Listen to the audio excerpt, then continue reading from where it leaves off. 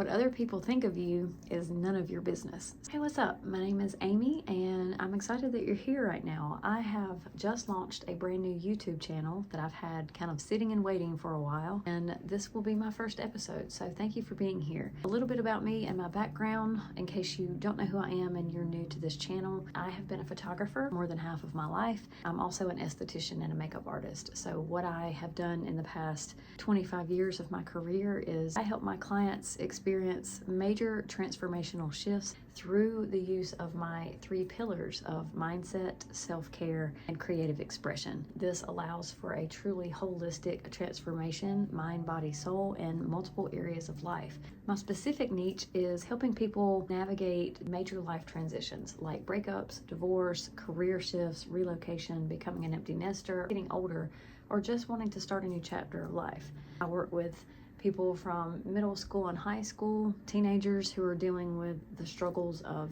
societal pressures and feeling like they don't fit in, to women in their 60s and 70s and beyond, of not feeling like they're valuable or not feeling worthy and feeling invisible pretty much at that stage in life. So no matter what stage of life that you're in, or no matter what age you are, these principles can be applied to that. Thank you for being here.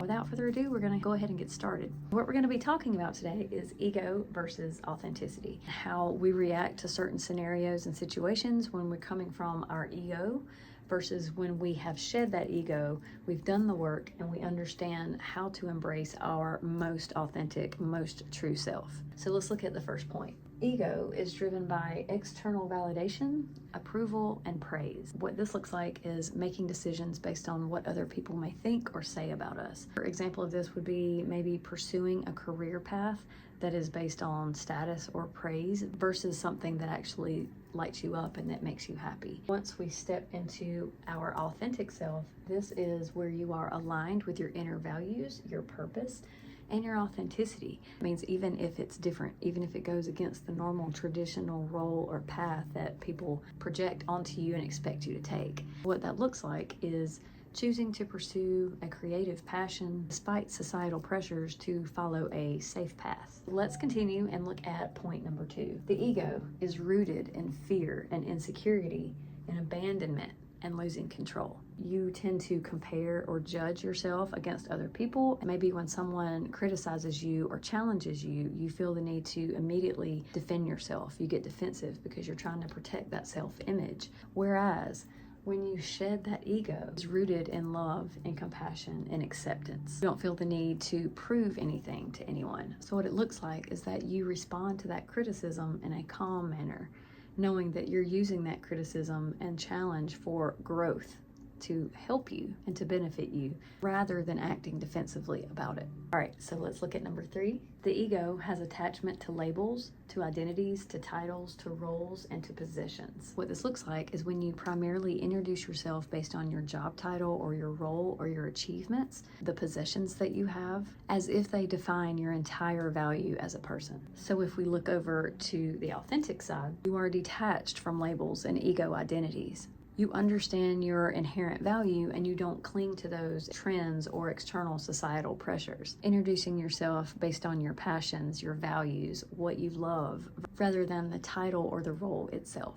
Okay, so let's look at our last point. So the ego seeks to control outcomes, situations, or even other people.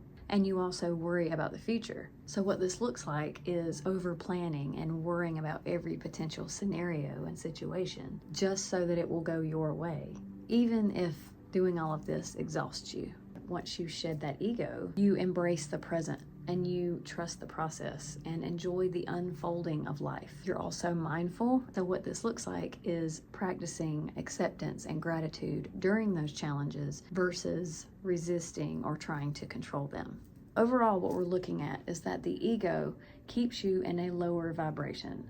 And when we're talking about the law of attraction and our mindset, what that does is it keeps you in a negative space. You're constantly worried about what other people will think, what other people's perception is of you. You have anxiety and you're stressed out about trying to reach this particular level or fit into this mold or this box or follow this particular path that other people have projected onto you. When you are in your most authentic self, you have learned to embrace and love yourself completely, unapologetically.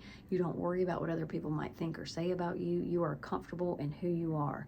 And this keeps you at a higher frequency, a higher vibration. In terms of mindset, you are in one of abundance. You are practicing gratitude, and practicing gratitude is one of the absolute key things that you do when you're trying to manifest and attract abundance and attract a better life and create fulfillment for yourself. This just goes to show you, once you're able to shed that ego part of yourself and shift into a place of authenticity, that is when you have a breakthrough. Once these transitions happen in your life, when you come up on these bumps, on these milestone birthdays, on these moments of despair and loss and fear, it's okay to sit there for a moment, but you don't have to stay there.